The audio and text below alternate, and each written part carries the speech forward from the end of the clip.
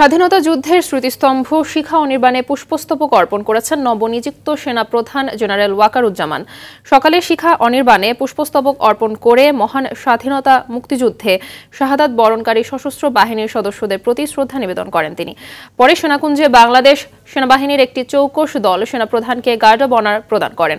সেখানে একটি গাছের চারা রোপণ করেন তিনি। এদিকে ধানমন্ডিতে জাতির পিতার প্রতিকৃতিতে পুষ্পস্তবক অর্পণের পর সাভারে জাতীয় স্মৃতিসৌধে মহান মুক্তিযুদ্ধে বীর শহীদদের প্রতি শ্রদ্ধা জানিয়ে পুষ্পস্তবক অর্পণ ও সালাম গ্রহণ করেন নবনিযুক্ত সেনাপ্রধান।